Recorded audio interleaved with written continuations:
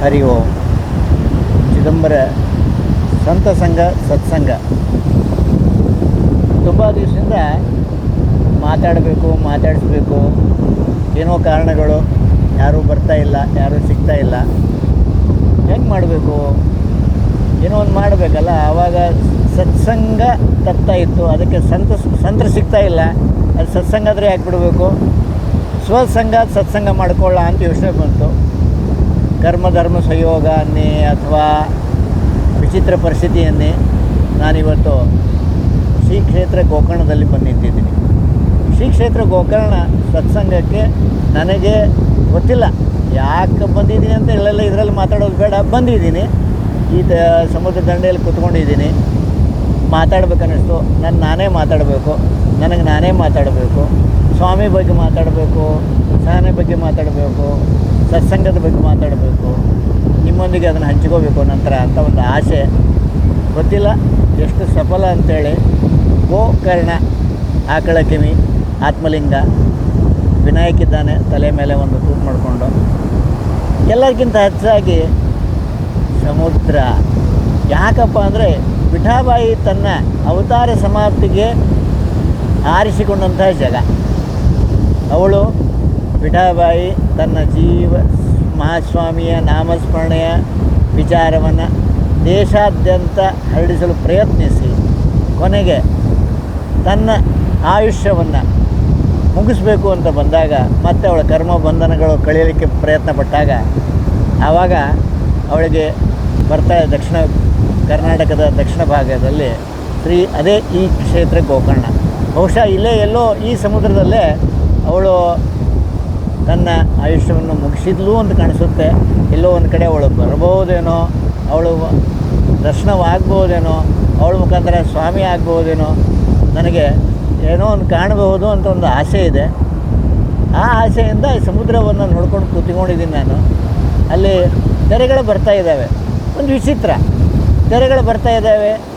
ಮುಂದಿನ ತೆರೆ ಇದೆ, ಹಿಂದಿನ ತೆರೆ ಹೇಳ್ತಾ ಇದ್ದಾವೆ, ಅದ್ರ ಹಿಂದ್ಗಡೆನೂ ತೆರೆ ಇದ್ದಾವೆ. ಆದರೆ ನಮಗೆ ಕಾಣಿಸ್ತಾ ಇರೋದು 7-8 ತೆರೆಗಳು ಮಾತ್ರ. ಅಂದರೆ ದಂಡಿಗೆ ಬಂದಾಗ ಅದರ ಅರ್ಥ ಸಮುದ್ರ ಮಧ್ಯದಲ್ಲಿ ತೆರೆಗಳಿಲ್ವಾ, ಇದ್ದಾವೆ. ಅಂಥಲ್ಲಿ ಹೋಗಿ ವಿಠಾಬಾಯಿ ತನ್ನ ಆಯುಷ್ಯವನ್ನು ಮುಗಿಸ್ಕೊಂಡ್ಲು ಅಂತ ನಾವೆಲ್ಲೋ ಓದಿದ್ದು ಒಂದು ನೆನಪಾಗ್ತಾ ಇದೆ. ಸುತ್ತಲೂ ನೋಡ್ತಾ ಇದ್ದೀನಿ ಸಮುದ್ರದ ಇಲ್ಲಿಂದನೋ ಎದ್ದು ಬಂದು ಶ್ರೀ ತಾಯಿ ವಿಠಾಬಾಯಿ ಬಂದು ಮಹಾಸ್ವಾಮಿ ಬಗ್ಗೆ ಏನೋ ಒಂದು ನನಗೆ ಇವತ್ತಿನ ಸತ್ಸಂಗದಲ್ಲಿ ಭಾಗವಹಿಸ್ಬೋದೇನೋ ಅವಳು ಅಂದ್ಕೊಂಡು, ಆ ಆಸೆಗೆ ಕೊನೆ ಇಲ್ಲ, ಆಸೆ ಮಿತಿನೂ ಇಲ್ಲ. ವಿಠಾಬಾಯಿ ಇವತ್ತಿನ ನನ್ನ ಸತ್ಸಂಗಕ್ಕೆ ಅವಳ ಹಾದಿ ತೋರಿಸ್ಬೋದು ಅಂದ್ಕೊಂಡು ಅದೇ ಸಮುದ್ರದ ಮುಂದೆ ಕೂತ್ಕೊಂಡಿದ್ದೀನಿ. ತೆರೆಗಳು ಬರುತ್ತಿಲ್ಲಿವೆ, ಹಿಂದೆ ತೆರೆಗಳು ಏಳುತ್ತಲೂ ಇವೆ. ಏನು ಅಂದರೆ ಮನದ ದುಗುಡಗಳು. ಮನದ ದುಗುಡು ಅಂತಾರೆ, ಮನದಲ್ಲಿ ಒಂಥರ ನಮ್ಮ ಮನಸ್ಸಿನಾಗ ಒಂದು ಇರ್ತಾವಲ್ರಿ, 50 ಥರ ಹೇಳ್ತವೆ. ಮತ್ತು ಯಾವುದು ಸರಿ, ಯಾವುದು ತಪ್ಪು, ಯಾವುದು ಏನು ಗೊತ್ತೇ ಆಗಲ್ಲ. ಹೇಳ್ತಾ ಇರ್ತಾವೆ. ಸಮುದ್ರ ತೆರೆಗಳಲ್ಲಿ ಹೆಂಗೆ ಬರ್ತಾವಲ್ರಿ ಹಂಗೆ ಬರ್ತಾವೆ. ಮತ್ತೊಂದು ಏನೋ ಒಂದು ಕಾರಣಕ್ಕೆ ಹಿಂದಿನ ತಲೆ ಅದನ್ನು ತಳ್ಳಲಿಕ್ಕೆ ಪ್ರಯತ್ನ ಮಾಡ್ತದೆ. ಮತ್ತು ಇನ್ನೊಂದು ಅಂದರೆ ಒಂದಕ್ಕೆ ನಾವು ನಿಶ್ಚಿತವಾಗಿ ಇರಲ್ಲ. ಇದನ್ನು ನಿಶ್ಚಿತವಾಗಿ ನಾವು ಇರಬೇಕು. ಒಂದು ನಿಶ್ಚಿತವಾಗಿರಬೇಕು. ಏನು ತಳ. ಈ ಸಾಗರ ತಳದಲ್ಲಿ ಶಾಂತತೆ ಇದೆ ಅಂತ ಹೇಳ್ತಾರೆ ಹೋದವರು. ನಾನಕ ಹೋಗಿಲ್ಲ. ಬಹುಶಃ ಅದಕ್ಕೆ ವಿಠಾಬಾಯಿ ಆ ತಳಕ್ಕೆ ಹೋಗಿರ್ಬೋದು, ಶಾಂತತೆಯನ್ನು ಕಂಡುಕೊಂಡಿರ್ಬೋದು, ಮಹಾಸ್ವಾಮಿನ ಅಲ್ಲಿ ಕಂಡಿರ್ಬೋದು.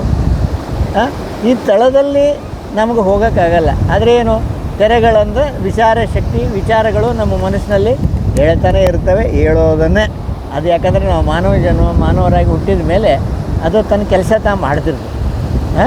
ನಾನಾ ಥರ ವಿಚಾರಗಳು, ಸಹನೆಗಳು ಹೇಳ್ತಾ ಇರ್ತವೆ. ಅದ್ರಾಗೇನು ಎರಡು ಮಾತಿಲ್ಲ. ಅವನು ತಣಿಸೋದು ಹೆಂಗೆ, ನಾವು ಅವನ್ನ ತಣಿಸ್ಬೇಕಲ್ಲ. ವಿಚಾರಗಳನ್ನು ತಣಿಸ್ಬೇಕು ಹೆಂಗೆ, ನಾವು ಹೆಂಗೆ ತಣಿಸ್ಬೇಕು, ವಿಚಾರ ಶಕ್ತಿಗಳನ್ನು ಹೆಂಗೆ ತಣಿಸ್ಬೇಕು, ಏನು ಮಾಡಬೇಕು, ವಿಚಾರ ಶಕ್ತಿಗಳನ್ನು ಹೆಂಗೆ ತಣಿಸ್ಬೇಕು. ಒಂದು ನಾಮಸ್ಮರಣೆ, ಇನ್ನೊಂದು ಸತ್ಸಂಗ, ಇಲ್ಲ ಸಂತರ ಒಡನಾಟ. ಸತ್ಸಂಗದಲ್ಲೇ 3 ಭಾಗ ಇರುತ್ತೆ ಸರ್. ನಾನು ತಿಳ್ಕೊಂಡ ಪ್ರಕಾರ 3 ಭಾಗ. ಒಂದು ಸತ್ಸಂಗ, ಇನ್ನೊಂದು ಸಂತರ ಸಂಘ, ಇನ್ನೊಂದು ನಾಮಸ್ಮರಣೆ. ನಾಮಸ್ಮರಣೆ ಹೆಂಗೆ, ಏಕಾಂತದಲ್ಲಿ ಕೂತು 1 ಮಾಲೆ, 10 ಮಾಲೆ, 100 ಮಾಲೆ, 500 ಮಾಲೆ ಏನೋ ಒಂದು ಸಂಕಲ್ಪ ಮಾಡಿಕೊಂಡು ನಿರಂತರವಾಗಿ ತಪ್ಪದೆ ಮಾಡೋದು, ಅದು ಒಂದು ಭಾಗ. ಎರಡನೇದು ಸತ್ಸಂಗ. ಯಾರೋ ಒಳ್ಳೇದು ಹೇಳ್ತಿರ್ತಾರೆ, ಕೂಡಬೇಕು, ಕೇಳಬೇಕು, ಕೇಳ್ತಾ ಇರಬೇಕು. ಅದು ಏನೋ ಒಂದು ಬದಲಾವಣೆ ಖಂಡಿತ ತರುತ್ತೆ. ಮೂರನೇದು ಸಂತರು. ನಾವೇನು ಮಾಡಬೇಡ್ರಿ, ಜಪನೂ ಮಾಡೋದು ಬೇಡ, ಇನ್ನೊಬ್ರು ಹೇಳಿದ್ದು ಕೇಳೋದು ಬೇಡ, ಬರೇ ಸಂತರ ಒಡನಾಟ, ಸಂತರ ಸಂಘ ಅದನ್ನೂ ಮಾಡೋದು. ಅದನ್ನು ಹೆಂಗೆ ಮಾಡ್ಬೇಕು ನಾವು? ಅದನ್ನು ಹೆಂಗೆ ಮಾಡ್ಬೇಕು ರೀ? ಅವ್ರು ಏನೋ ಏನು ಮಾತಾಡಿದ್ರು ತಲೆ ಕೆಡಿಸ್ಕೋಬಾರ್ದು. ಅವ್ರಿಗೆ ಹೆಂಗೆ ದಿನಚರ್ಯ ಹೆಂಗೆ, ಒಂದು ದಿವಸನೋ ಒಂದು ವಾರನೋ ಅಂಥವ್ರ ಜೋಡಿ ನಾವು ಕೂಡಿ ಕಳಿಬೇಕು. ಆ ಕಳಿ ಟೈಮ್ ಅದಲ್ರಿ, ಅದೇ ಸಂತರ ಸಂಘ. ಇವು ಮೂರೂ ಮಾಡೋದ್ರಿಂದ ಖಂಡಿತ ಜೀವನದಲ್ಲಿ ಬದಲಾವಣೆ ಸಾಧ್ಯ ಅನ್ನೋದನ್ನು ನಾನು ಅಂದ್ಕೊಂಡಿದ್ದೀನಿ. ಅದನ್ನು ನಾನು ನಿಮ್ಮ ಮುಂದೆ ಇಡ್ಲಿಕ್ಕೆ ಅದನ್ನು ಹೆಂಗೆ ಮಾಡ್ಬೋದು? ಈಗ ನಾವು ನಿಯಮಿತವಾಗಿ 1,000ನೋ 1 ಮಾಲೆನೋ, ಈಗ ಜಪಮಾಲೆ ನಮಗೆ ಶಿವ ಚಿದಂಬರ 6 ಅಕ್ಷರಗಳು, ದಿನಕ್ಕೊಂದು 6 ಮಾಲೆ ಮಾಡ್ತೀವಿ ರೀ, 600 ಸಲ ಮಾಡ್ತೀವಿ ರೀ, 6,000 ಮಾಡ್ತೀವಿ, ಒಟ್ಟು 6. ಅವನ್ನ ಒಂದು ಏನೋ ಒಂದು ನಿಯಮಿತ ಹಾಕೋರಿ ನೀವು, ನಾವು ಹಾಕೋಬೇಕು. ಸತ್ಸಂಗ ಹೆಂಗೆ ಮಾಡ್ಬೇಕು? ಎಲ್ಲೋ ಒಂದು ಕಡೆ ಗುರು ಮಹಾರಾಜರಾಗಲಿ ಅಥವಾ ಸ್ವಾಮಿನ ಕಂಡವರಾಗಲಿ ಅಥವಾ ಸ್ವಾಮಿನ ಓದಿದವರಾಗಲಿ, ಸ್ವಾಮಿ ಪೂಜೆ ಮಾಡೋರಾಗಲಿ, ಏನೋ ಒಂದು ಕೂತು ಹೇಳ್ತಿರ್ತಾರೆ. ಏನೂ ಡೌಟ್ ಇಲ್ಲಾರ್ದ ಅವ್ರ ಜೋಡಿ ಅವ್ರು ಹೇಳೋದನ್ನು ಕೇಳ್ಕೊತ ಕೂಡಬೇಕಾದದ್ದು ಕೇಳೋದು, ಸುಮ್ಮನೆ ಕೇಳೋದು. ಒಂದೇ ಕೆಲಸ, ಕೇಳ್ತಾ ಇರಬೇಕು. ಮೂರನೇದು ಸಂತರ ಅವ್ರ ಸಹವಾಸ. ಅವರೇನೋ ಮುಂಜಾನೆ ಸ್ನಾನ ಮಾಡಿದ್ರೆ ಅವ್ರಿಗೆ ಅರಿವಿ ಸ್ನಾನಕ್ಕೆ ವ್ಯವಸ್ಥೆ ಮಾಡೋದಾಗಲಿ, ಅಥವಾ ಅವ್ರು ನೀರು ಬಿಡಿದ್ರೆ ಕುಡ್ಲಿಕ್ಕೆ ವ್ಯವಸ್ಥೆಲಿ ಊಟದ ವ್ಯವಸ್ಥೆ ಮಾಡೋದಾಗಲಿ, ಹಿಂಗೇನೋ ಒಂದು ಅವ್ರ ಜೊತೆ ನಾವು ಸದಾ ಅವ್ರ ಒಡನಾಟ ಒಂದು ದಿವಸ 9 ದಿವಸ ಈಗೇನೋ ಒಂದು ಹಾಕೋ. ಈಗ ಸಪ್ತಾಹಗಳಂತ ಇರ್ತಾವೆ, ಆವಾಗ ಒಬ್ಬ ಯಾವುದೇ ಸಂತರದ್ದು ಸಹವಾಸ ಮಾಡೋದು. ಈಗ ಮಾಡೋದ್ರಿಂದ ಏನಾಗ್ತದೆ? ನಾಮಸ್ಮರಣೆ ಮಾಡೋದು, ಸದಾ ನಾಮಸ್ಮರಣೆ ಮಾಡೋದ್ರಿಂದ ಏನಾಗ್ತದೆ ಅಂತಂದ್ರೆ ಏಕಾಗ್ರತೆ ಬರ್ತದೆ. ಏಕಾಗ್ರತೆ ಹೆಂಗೆ ಬರ್ತದೆ? ಕೈಯಾಗ ಮಣಿ ಇರ್ತದೆ ರೀ. ಮನಸ್ಸು ಅನ್ನೋದು ಒಂದು ಹುಚ್ಚು ಮನಸ್ಸು. ಈಗ ಹೆಂಗೆ ತೆರೆಗಳು ಏಳಗತ್ತವಲ್ಲ ರೀ, ಹಂಗೆ ಹೇಳ್ತಾನೇ ಇರ್ತಾವೆ. ಆದರೆ ಮಣಿ ಇರ್ತದಲ್ಲ ಕೈಯಾಗ, ಮಣಿ ಮೇಲೆ 1 ಲಕ್ಷ ಇರ್ತದೆ, ನಾಮದ ಮೇಲೆ 1 ಲಕ್ಷ ಇರ್ತದೆ. 2 ಮನಸ್ಸು ಇರ್ತಾವೆ ರೀ, ಪ್ರತಿಯೊಬ್ಬರಿಗೂ 2 ಮನಸ್ಸು ಇರ್ತಾವೆ. ಒಂದು ಹೇಳ್ತಿರ್ತದೆ ಮಹಾಸ್ವಾಮಿ ನಂಬೋ ಅವನಿನ್ನೆಲ್ಲ ಪಾರು ಮಾಡ್ತಾನಂತೆ. ಇನ್ನೊಂದು ಮನಸ್ಸು ಹೇಳ್ತಾರೆ, ಬಾರೋ ಹೊರಗೆ ಅಡ್ಡಾಡ್ಬಿಡೋನು, ಇಷ್ಟು ಮಂದಿ ಸ್ನಾನ ಮಾಡೈತಾರೆ ಸಮುದ್ರದಾಗ, ಕೂತ್ರಂಗೆ ನೀವು ಕೂತು ನಾಮಸ್ಮರಣೆ ಮಾಡೋದ್ರ ಬಗ್ಗೆ ಹೇಳ್ಕೊತ್ಕೊತಿಲ್ಲ ಅಂತ ಇನ್ನೊಂದು ಮನಸ್ಸು ಹೇಳ್ತಾರೆ. ಅವನು 2 ಏಕಾಗ್ರತೆ ಮಾಡೋದು ಹೆಂಗೆ? ಒಂದು ಮಣಿ ಹಿಡಿಬೇಕು, ಮಣಿ ಇಲ್ಲಿ ಬೆರಳೊಳಗೆ ಆಡ್ತಿರ್ಬೇಕು. ಮಣಿ ಬೆರಳೊಳಗೆ ಆಡೋ ಮುಂದೆ ತಿರುಗ್ತದಲ್ಲ ರೀ, ಆ ತಿರುಗೋ ಮುಂದೆ ಒಂದು ಮನಸ್ಸಲ್ಲಿ ಆ ಬೆಳಗಿನ ತುದಿ ಅದೊಂಥರ ಪೇನ್ ಅಂದರೆ ಅಥವಾ ಏನೋ ಅಲ್ಲಿ ಆಗ್ತದಲ್ಲ, ಅಲ್ಲಿ ಒಂದು ಮನಸ್ಸು ನಿಂದಿರ್ತದೆ, ಇನ್ನೊಂದು ನಾಮದ ಮೇಲೆ ನಿಂದಿರ್ತದೆ. ಆ ನಾಮದ ಮೇಲೆ ನಿಂತು ಏನಾಗ್ತದೆ ನಿಮಗೆ ಏಕಾಗ್ರತೆ ಸಾಧ್ಯ. ಏಕಾಗ್ರತೆ ಅದು ಒಂದು ದಿವಸಕ್ಕೂ ಆಗ್ಬೋದು. ನಮ್ಮ ಇಚ್ಛಾಶಕ್ತಿ, ನಮ್ಮ ಪ್ರೇರಣೆ ಅಂದರೆ, ಅಥವಾ ನಾವು ಮಾಡ್ಕೊಂಡಿದ್ದ ಸಂಕಲ್ಪ ಅಂದರೆ, ಅಥವಾ ನಾವು ಬೆಳೆದು ಬಂದ ಪರಿಸರ ಅಥವಾ ಪಾರಿಸರ್ರೆ ಇದಿರ್ತದಲ್ಲ, ಅದರಿಂದ ಅನ್ಬೋದು. ಇದು ಏಕಾಗ್ರತೆ ನಾಮಸ್ಮರಣೆಯಿಂದ ಮಾತ್ರ ಸಾಧ್ಯ ಅಂತ ನಾನು ಓದಿದ್ದು ಅಥವಾ ಗುರುಬಂಧುಗಳಿಂದ ಕೇಳ್ಪಟ್ಟದ್ದು. ಇನ್ನು ಸತ್ಸಂಗದೊಳಗೆ ಏನಾಗ್ತದೆ ರೀ? ಈಗ ತೆರಿ ನೋಡ್ರಿ ಹೆಂಗೆ ಹೇಳಿಗತ್ತಾವೆ, ವಿಚಿತ್ರ ಹೇಳಿಗತ್ತಾವೆ. ಹೆಚ್ಚು ಕಡಿಮೆ ಮೇಲೆ ತಳಗೆ ಬರ್ತಾವೆ, ದಂಡಿಗೆ ಬರ್ತಾವೆ, ಅಪ್ಪಳಿಸ್ತಾವೆ, ಮತ್ತೆ ಹೋಗ್ತಾವೆ. ಅದ ತೆರಿ ಹೊಳೆ ಬರ್ತದೆ ಅಂತಲ್ಲ, ಬಟ್ ವಿಚಿತ್ರ ಇನ್ನೊಂದು ಥರ ಬರ್ತದೆ. ಇನ್ನೊಂದು ದೊಡ್ಡದು ಬರ್ಬೋದು, ಸಣ್ಣದು ಬರ್ಬೋದು. ಆ ತೆರಿಗಳು ಹಂಗೆ ಬರ್ತಾನೆ ಇರ್ತಾವೆ. ಅಂದರೆ ಅದರ ಅರ್ಥನೂ ಹುಚ್ಚು ಮನಸ್ಸು ಅಡ್ಡಾಡ್ತಿರ್ತದೆ. ಸತ್ಸಂಗದಾಗ ಕೂತಾಗ ಏನಾಗ್ತದೆ, ಅದೇ ಮತ್ತೆ 2 ಮನಸ್ಸು. ಒಂದು ಹೇಳ್ತದೆ, ಸ್ವಾಮಿ ಏನು ಹೇಳಕತ್ತಾರೆ, ಮೋಸ್ಟ್ಲಿ ನಿನಗೆ ಹೇಳಕತ್ತಾರೆ ಕೇಳು ಅಂತ ಒಂದು ಮನಸ್ಸು ಹೇಳ್ತದೆ. ಇನ್ನೊಂದು ಹೇಳ್ತಿರ್ತದೆ, ಅದು ಯಾರ್ದೋ ಅದದ್ದು ಕತೆ ಹೇಳಕತ್ತದೋ, ನಿನಗೆ ನಂಬುದಿದ್ರೆ ನಂಬು, ಇಲ್ಲಾಂದ್ರೆ ಬಿಡಂತ ಇನ್ನೊಂದು ಹೇಳ್ತಿರ್ತದೆ. ಅದನ್ನು ಏಕಾಗ್ರತೆ ಮಾಡಿ ಇದು ನನಗೆ ಸಂಬಂಧಪಟ್ಟದ್ದು ಅಂತೇಳಿ ನಾವು ಕೇಳ್ಕೋತ ಕೂತೀವಿ ಅಂತಂದ್ರೆ, ಆವಾಗ ಡ್ಯೂ ಕೋರ್ಸ್ ಆಫ್ ಟೈಮ್, ಸ್ವಲ್ಪ ದಿವಸದ ನಂತರ ಅದು ಭಾಗವತ ಇರಲಿ, ಚಿದಂಬರ ಮಹಾಸ್ವಾಮಿ ಕಥೆ ಇರಲಿ, ಗೊಂದೋಲೆ ಮಹಾರಾಜರ ಪ್ರವಚನಗಳಿರಲಿ, ಇನ್ಯಾವುದೋ ಶಿವಪುರಾಣ ಇರಲಿ, ವೈಕುಂಠ ಶ್ರೀನಿವಾಸನ ಬಗ್ಗೆ ಹೋದ್ರಿ, ನಿಮಗೆ ಭಕ್ತಿ ಶಕ್ತಿ ಎದ್ರ ಮೇಲೆ ಅದ, ಅದನ್ನು ಏನು ಬೇಕಾದ್ರು ಹೋದ್ರಿ. ಮಹಾಸ್ವಾಮಿ ಓದಿದ್ರೆ ಭಾಳ ಲಘು ಸಿಗ್ತದಂತ ಹೇಳಬಲ್ಲೆ ಹೊರತು, ಅದು ನಿಮ್ಮ ಮನಸ್ಸಿಗೆ ಬಿದ್ದಂಥ ಇದು. ಅದನ್ನು ಮಾಡ್ತಾ ನಿಮಗೇನಾಗ್ತದೆ, ಏಕಾಗ್ರತೆ ಮತ್ತು ಅಲ್ಲಿಯೂ ಬರ್ತದೆ. ಮೂರನೇದು ಸಂತರ ಸಂಘದಾಗ ಏನಾಗ್ತದೆ, ಅವ್ರೊಂಥರ ಹುಚ್ಚುಸಕರ ಬಿಹೇವ್ ಮಾಡ್ತಿರ್ತಾರೆ ಸಂತರು. ಒಮ್ಮೆ ಸ್ನಾನಕ್ಕೆ ಹೋಗ್ತೀನಿ ಅಂತಾರೆ, ಇನ್ನೊಮ್ಮೆ ಬರ್ತಾರೆ ಚಹಾ ಮಾಡೋ ಅಂತಾರೆ, ಇನ್ನೊಮ್ಮೆ ಮಾಡಂದ್ರೆ ಊಟ ಮಾಡಿಲ್ಲ ಅಂದ್ರೆ ಊಟಕ್ಕೆ ಹಾಕಂತಾರೆ, ಇನ್ನೊಮ್ಮೆ ಅಂತಾರೆ ಪೂಜೆ ಕೂತ್ರಂದ್ರೆ ತಾಸುಗಟ್ಟಲೆ ಕೈಯಾಗ ಆತ್ಮಲಿಂಗ ಹಿಡ್ಕೊಂಡು ಪೂಜೆ ಮಾಡ್ತಾರೆ. ಅವ್ರು ಮಾಡೋ ಚರ್ಯೆ ಅವ್ರು ಏನು ಮಾಡ್ತಾರಲ್ರಿ, ಬರೀ ಅಷ್ಟೇ ಲಕ್ಷ ಕೊಡ್ರಿ ನೀವು. ಅವ್ರು ಹೆಂಗೆ ಮಾಡ್ತಾರೆ ನಮಗೆ ಬೇಕಾಗಿಲ್ಲ, ಅವ್ರು ಹೆಂಗೆ ಮಾಡ್ತಾರೆ ಯಾಕೆ ಮಾಡ್ತಾರೆ ನಮಗೆ ಬೇಕಾಗಿಲ್ಲ. ಅವ್ರು ಏನು ವಿಧಿ ವಿಧಾನಗಳು, ಯಾಕಂದ್ರೆ ಅವ್ರಿ ಸ್ವಾಮಿ ಅವರಿಗೆ ಸಾಕ್ಷಾತ್ಕಾರ ಆಗಿರ್ತಾರೆ, ಯಾವುದೋ ಒಂದು ರೂಪದಾಗ ಆಗಿರ್ತಾರೆ, ಅವ್ರು ನಮ್ಮ ಸ್ವಾಮಿ ರೂಪ. ಹೀಗಾಗಿ ಸಂತರ ಸಂಘ ಮಾಡ್ಕೊತ ಹೋದಾಗ ಅಲ್ಲಿಯೂ ಏಕಾಗ್ರತೆ ಸಾಧ್ಯ.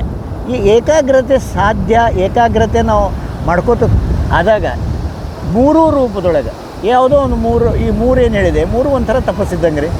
ನಾಮಸ್ಮರಣೆ ಆಗಲಿ, ಸತ್ಸಂಗ ಆಗಲಿ, ಇನ್ನೊಂದು ಸಂತರ ಸಂಘ ಆಗಲಿ, ಇವು 3 ಮಾಡೋದ್ರಿಂದ ಏಕಾಗ್ರತೆಯಿಂದ ಫಾಯ್ದೆ ಏನದರಿಪ್ಪ, ನಮಗೆ ಅನುಕೂಲ ಏನು? ಏಕಾಗ್ರತೆಯಿಂದ ನಮಗೆ ಅನುಕೂಲ ಏನು ರೀ? ಬೇಕಲ್ಲ. ಈಗ ಏಕಾಗ್ರತೆ ವೆಂಕಟೇಶ ಏಕಾಗ್ರತೆ ಸಾಧಿಸಿ ಅಂತ ಏಕಾಗ್ರತೆ ಸಾಧಿಸೋದ್ರಿಂದ ಈ ಸಾಧ್ಯ ಏನು? ಸ್ವಾಮಿ ಹತ್ರ ಹೋಗ್ಲಿಕ್ಕೆ ಮೊದಲೇ ಸ್ಟೆಪ್ ರೀ ಅದು. ಸ್ವಾಮಿನ ಅರ್ಥಕೊಳ್ಳಿಕ್ಕೆ ಮೊದಲೇ ಸ್ಟೆಪ್. ಏಕಾಗ್ರತೆ ಎಷ್ಟು ಸಾಧ್ಯ ಆಗ್ತದೆ ಅಷ್ಟು ಸ್ವಾಮಿ ನಾವು ಅರ್ಥಕೊಳ್ಳಿಕ್ಕೆ ಮೊದಲೇ ಸ್ಟೆಪ್ ರೀ ಏಕಾಗ್ರತೆ. ನಾವಿನ್ನೂ ಏಕಾಗ್ರತೆನೇ ಸಾಧಿಸಿಲ್ಲ, ನಾವು ಸ್ವಾಮಿನ ಅರ್ಥಕೊಂಡಿವಿ ಅಂತಂದ್ರೆ ಮಹಾಮೂರ್ಖತನ ಆಗ್ತದೆ. ಅದಕ್ಕೆ ಮಹಾಸ್ವಾಮಿನ ಅರ್ಥಕೊಳ್ಳಿಕ್ಕೆ ಮೊದಲ ಸ್ಟೆಪ್ ಅದು ಆಗ್ತದೆ. ಎರಡನೇದು ಏನಾಗ್ತದೆ? ಸ್ವಾಮಿ ಬಗ್ಗೆ ತಿಳ್ಕೊಳ್ಳಿಕ್ಕೆ ಇನ್ನಷ್ಟು ಹುಚ್ಚು ಹಿಡಿತದೆ ರೀ. ಮಹಾಸ್ವಾಮಿ ಬಗ್ಗೆ ತಿಳ್ಕೊಬೇಕು ನಾವು. ಯಾಕಂದ್ರೆ ನಮಗೇನು ಗೊತ್ತದ್ರಿ, ಮಹಾಸ್ವಾಮಿ ಅಂದ್ರೆ ಅದೊಂದು ಧೋತ್ರ ಹೊತ್ಕೊಂಡಾನ, ಕೈಯಾಗ ಗುಂಡಿ ಹಿಡ್ಕೊಂಡ ಧೋತ್ರ ಉಟ್ಕೊಂಡಾನ, ಮುಗಿದೋತು ನಾನು ಬಡ ಬ್ರಾಹ್ಮಣ ರೂಪ ಕಂಡುಕೊಂಡೋದ್ರಿ. ಅವ್ನು ಅನಂತ ಕೋಟಿ ಬ್ರಹ್ಮಾಂಡ ನಾಯಕವ. ಅವನ ಬಗ್ಗೆ ನಮ್ಗೆ ತಿಳ್ಕೊಬೇಕಂದ್ರೆ ಎರಡನೇ ಸ್ಟೆಪ್ ಹೋಗ್ಬೇಕು ರೀ ನಾವು. ನಾಮಸ್ಮರಣೆ ಹೆಚ್ಚು ಮಾಡಬೇಕು, ಸಂತರ ಸಂಘ ಹೆಚ್ಚು ಮಾಡಬೇಕು, ಸತ್ಸಂಗ ಹೆಚ್ಚು ಮಾಡಬೇಕು. ಮಾಡ್ಕೋತ ಒಂದು ಎರಡನೇ ಸ್ಟೆಪ್ನಾಗ ಏನಾಗ್ತೀವಿ ನಾವು ಇನ್ನೊಬ್ಬರಿಗೆ ಒಬ್ರು ಯಾರೋ ಈಗ ನಮಗೀಗ ನಾಮಸ್ಮರಣೆ ನಮ್ಮ ಕೈ ಹಿಡಿದ ಮೇಲೆ ಕರ್ಕೊಂಡೋದ್ರಿ. ಎರಡನೇದು ಸತ್ಸಂಗದ ಇಲ್ಲ ಮೇಲೆ ಕರ್ಕೊಂಡೋದ್ರೆ ಅಥವಾ ಸಂತರ ಸಂಘ ಮೇಲೆ ಕರ್ಕೊಂಡೋದ್ರಿ. ಹೌದಲ್ಲ ರೀ? ಅದು ಒಂದನೇ ಸ್ಟೆಪ್ಪಿಗೆ ಕರ್ಕೊಂಡು ಹೋಗೋದು. ಎರಡನೇ ಸ್ಟೆಪ್ ಏನಪ್ಪ ಅಂತಂದರೆ, ನಿಮ್ಮ ಸುತ್ತಮುತ್ತನೂ ನಿಮ್ಮಷ್ಟು ಸಾಧನೆ ಮಾಡ್ಬೇಕಂತ ಇರ್ತಾರಲ್ಲ, ಅವ್ರಿಗೆ ನೀವು ಆಧಾರ ಆಗ್ಬೇಕ್ರಿ. ಅವ್ರಿಗೆ ನೀವು ಆಧಾರ ಆದಾಗ ನೀವು ಅವ್ರಿಗೆ ಮಹಾಸ್ವಾಮಿ ಬಗ್ಗೆ ತಿಳಿಸಿ ಹೇಳ್ಬೇಕು, ಅಥವಾ ಸತ್ಸಂಗದ ಮಹತ್ವ ಹೇಳಬೇಕು, ಸಂತರ ಸಂಘದ ಮಹತ್ವ ಹೇಳಿದಾಗ ಅವರು ಪ್ರಯತ್ನ ಪಡ್ಲಿಕ್ಕೆ ಚಾಲು ಮಾಡ್ತಾರಲ್ಲ, ಆವಾಗ ನಿಮಗೆ ಸಿಗೋದನ್ನ ಎರಡನೇ ಸ್ಟೆಪ್ಪು. ಮಹಾಸ್ವಾಮಿ ಕಡೆ ಹತ್ತಿರ ಹೋಗಲಿಕ್ಕೆ ಎರಡನೇ. ಹಿಂಗೆ ನೂರಾರು ಸ್ಟೆಪ್ಗಳನ್ನು ನಾವು ಮಾಡ್ಕೋತ ಹೋದಾಗ ಮಹಾಸ್ವಾಮಿ ಪೂರ್ಣ ಬ್ರಹ್ಮ ಪೂರ್ಣ ಅವತಾರ ಆಗ್ತದೆ. ಇಂಥ ಮಾಡಿಕೊಂಡಂತಹ ಮಹಾಸಾಧಿ ತಾಯಿ ವಿಠಾಬಾಯಿ ತನ್ನ ಕೊನೆಯ ದಿನಗಳನ್ನು ಕಳೆದ ಈ ಸಮುದ್ರ ತೀರದಲ್ಲಿ ಕೂತ್ಕೊಂಡು ಮಹಾಸ್ವಾಮಿಗಳ ಜೊತೆಗೆ ಸತ್ಸಂಗ, ಸ್ವಸಂಗ, ಸತ್ಸಂಗ, ಇದು ಸಂತರ ಸಂಘ ಆಗಲಿಲ್ಲ ಇವತ್ತು. ಅದಕ್ಕೆ ನಾನು ಮುಂದೆ ಸಮುದ್ರದೊಳಗೆ ವಿಠಾಬಾಯಿ ಇದ್ದಾಳೆ ಅಂದ್ಕೊಂಡು ನಾನು ಆ ತಾಯಿನ ಕಣ್ಣು ಮುಂದೆ ಇಟ್ಕೊಂಡು ಈ ಸತ್ಸಂಗ ನಾನು ವೈಯಕ್ತಿಕ ಮಾಡ್ಕೊಂಡಿದ್ದೆ. ಇದನ್ನು ನನ್ನೊಂದು ಚಟ ಅದ ರೀ, ವೈಯಕ್ತಿಕ ನನಗೇನೇ ಸಿಗಲ್ಲ. ಅದು ಯಾರೇ ಏನೇ ಒಳ್ಳೇದು ಹೇಳಿ 10 ಮಂದಿಗೆ ಗೊತ್ತಾಗಬೇಕು ಅಂಥೇಳಿ ಅದಕ್ಕೆ ಇವತ್ತು ಈ ಸಮುದ್ರ ದಂಡೆಗೆ ಕೂತ್ಕೊಂಡು ವಿಠಾಬಾಯಿ ತನ್ನ ಜೀವನಕ್ಕೆ ಅವತಾರ ಮುಗಿಸೋ ಟೈಮಕ್ಕೆ ಈ ಸಮುದ್ರದಲ್ಲಿ ಎಲ್ಲೇ ಹೋದ, ಮೋಸ್ಟ್ಲಿ ಇಲ್ಲೇ ಎಲ್ಲೋ ಸಮುದ್ರದಿಂದ ಎದ್ದು ಬಂದ ವೆಂಕಟೇಶ ಮಹಾಸ್ವಾಮಿನ ಹತ್ಕೊಳ್ಳಿಕ್ಕೆ ಇನ್ನೊಂದು ಹೆಸರು ಹೋಗೋದು ನನ್ನ ಕೈ ಹಿಡಿಬಹುದೇನೋ ಒಂದು ಆಸೆ. ಹುಚ್ಚಾಸೆನನ್ರಿ ಅಥವಾ ನನ್ನ ಹುಚ್ಚನ್ರಿ, ಏನು ಬೇಕಾದನ್ರಿ. ಇದು ನನಗೆ ಇವತ್ತು ಅನಿಸಿದ್ದು. ಇದನ್ನು ತಮ್ಮಗಳ ಮುಂದೆ ಇಡಬೇಕಂತೇಳಿ ಒಂದು ಸಣ್ಣ ಪ್ರಯತ್ನ ಪಡೀನಿ. ನಿಮ್ಮೆಲ್ಲರದು ಆಶೀರ್ವಾದ ಇರಲಿ. ನೀವು ಮಹಾಸ್ವಾಮಿನ ಅರ್ಥಕೊಡ್ರಿ. ನೀವು ಹೆಂಗೆ ಅರ್ಥಕೊಂಡ್ರಿ ಮಹಾಸ್ವಾಮಿನ ಅನ್ನೋದನ್ನು ನನಗೆ ಹೇಳಿದ್ರೆ ನಾನೇ ಬಂದು ತಮ್ಮಗಳನ್ನೆಲ್ಲ ವಿಚಾರ ಮಾಡಿ ರೆಕಾರ್ಡ್ ಮಾಡ್ಕೊಂಡು ಇನ್ನೊಬ್ಬರಿಗೆ ತಲುಪಿಸ್ಲಿಕ್ಕೆ ಪ್ರಯತ್ನ ಮಾಡ್ತೀನಿ. ಇದು ನನ್ನದೊಂದು ಪುಟ್ಟ ಪ್ರಯತ್ನ.